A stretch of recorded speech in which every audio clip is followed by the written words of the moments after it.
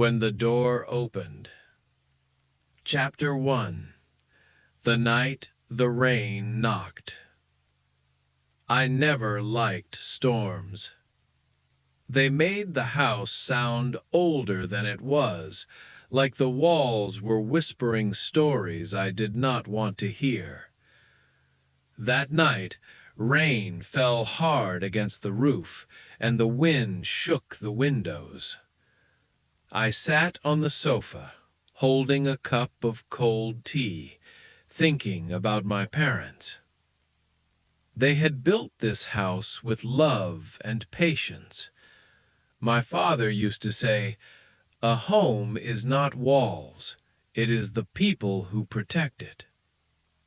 After they passed away, the house became my only family. Then I heard it. A knock.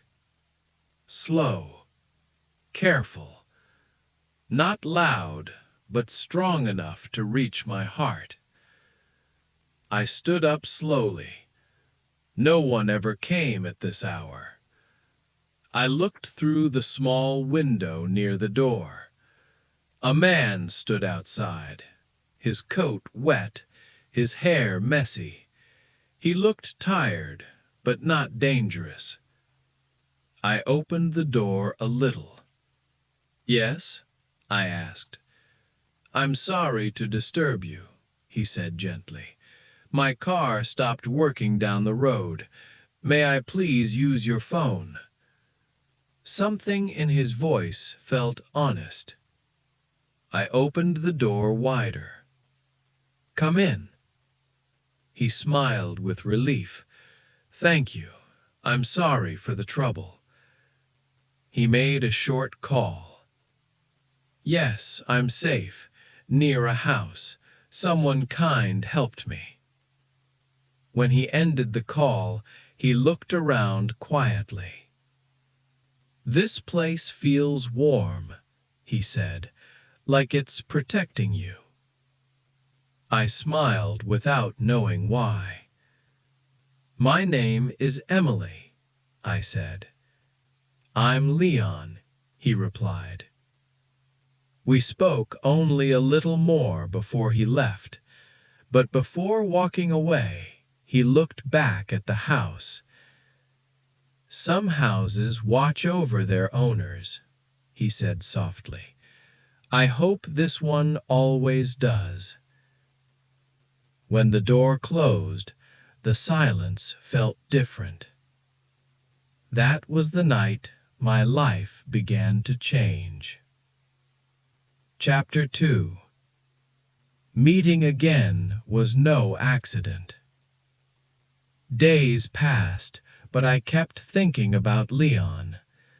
Then one afternoon at the local bookstore, I heard a familiar voice. "Emily?" I turned. It was him. He smiled like an old friend.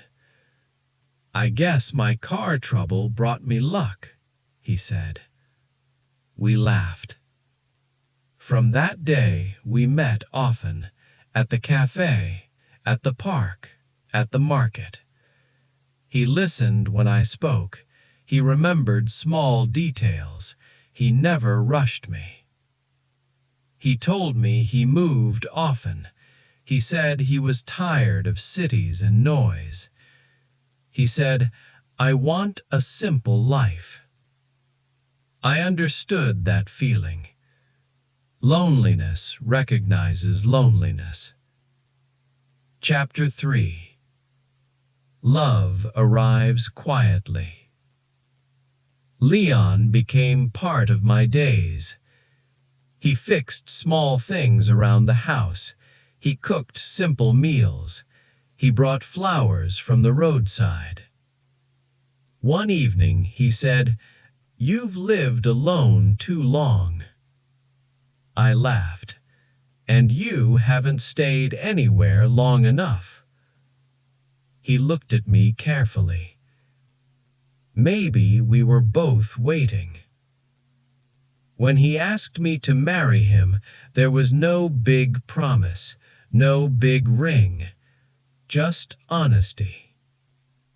He said, "I don't have much, but I'll never leave." I believed him. That was my mistake. Chapter 4. Small Changes. Marriage felt peaceful at first, but slowly small things changed. Leon began asking about papers, about money, about ownership.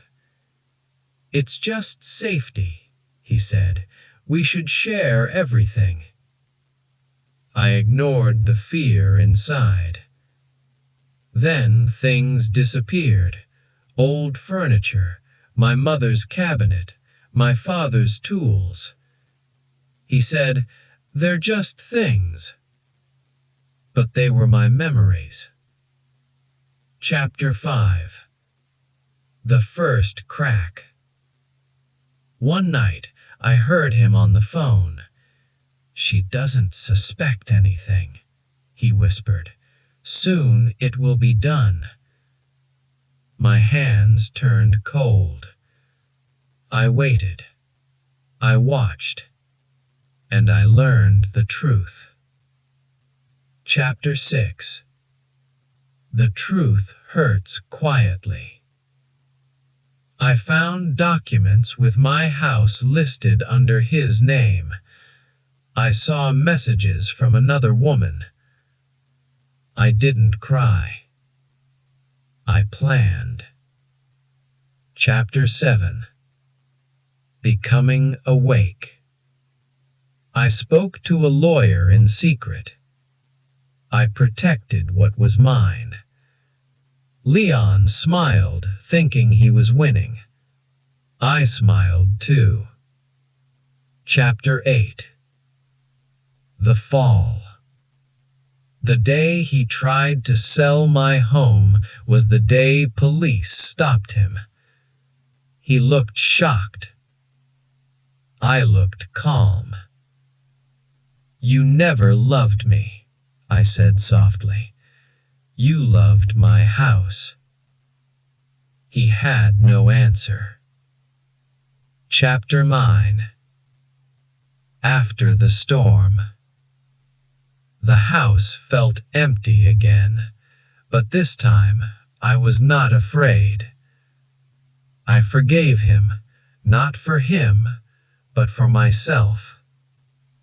Chapter 10. Turning pain into purpose. I opened my home to women who had lost everything. We cooked, we worked, we healed. The house breathed again. Chapter 11. A New Kind of Love. I met Samuel, a quiet man who helped without asking. He never wanted anything. Only peace. Love returned, slowly and safely. Chapter 12. The door opens again. One evening, rain knocked on the roof. I smiled. Not every knock brings danger. Some bring lessons. Some bring strength. And some only come to remind you who you truly are. The end.